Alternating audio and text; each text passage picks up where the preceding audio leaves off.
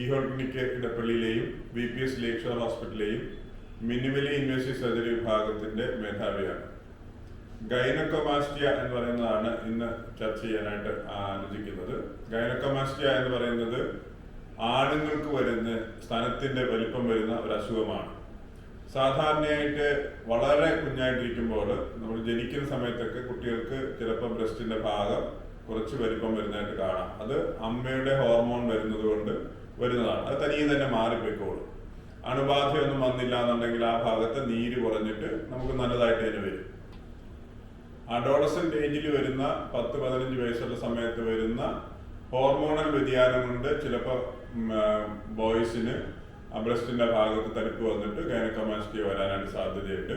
അതിനെ gynaecomastia proper എന്ന് പറയണമെന്നുണ്ടെങ്കിൽ തനിയെ സബ്സൈഡ് ചെയ്ത് പോവാതിരിക്കുകയും ആ ഭാഗത്ത് ഗ്രന്ഥിയുടെ ഒരു വീക്കം തന്നെ വന്നിട്ട് ബ്രസ്റ്റ് മുന്നോട്ട് തള്ളി വരിക. അത് വളരെയധികം ഒരു മാനസിക പ്രയാസം ഉണ്ടാകുന്ന അസുഖമാണെന്ന് ആദ്യം തന്നെ പറയേണ്ടി വരും. ആണുങ്ങൾക്ക് പെണ്ണുങ്ങളുടെ കൂട്ട് ബ്രസ്റ്റിന്റെ വലിപ്പം വരിക, അപ്പം ഒരു സ്ഥാനം പോലെ വരിക എന്ന് പറയുന്നത് വളരെയധികം മാനസിക സംഘർഷം ഉണ്ടാക്കുന്ന ഒരു കാര്യമാണ്.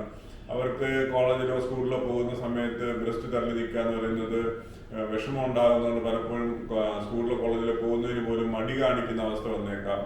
ഡ്രസ്സ് എത്ര തന്നെ കാര്യമായിട്ട് ചെയ്താലും അത് തള്ളി നിൽക്കുന്നു എന്ന് പറയുന്നത് വിഷമമുള്ള കാര്യമാണ്.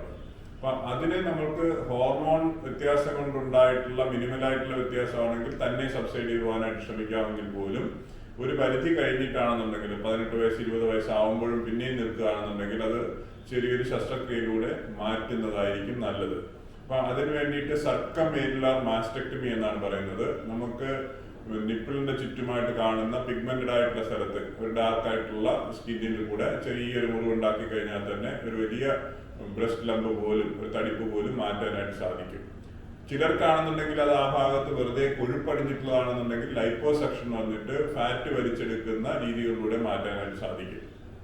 നമ്മൾ പലപ്പോഴും ഇതിനോടനുബന്ധിച്ച് നോക്കാനുള്ളത് അമിതമായിട്ടുള്ള പ്രോട്ടീൻ കഴിക്കലൊക്കെ ഉള്ള ബോയ്സ് ആണെന്നുണ്ടെങ്കിൽ അവരെ അതിൽ നിന്ന് നിരുത്സാഹപ്പെടുത്തണം.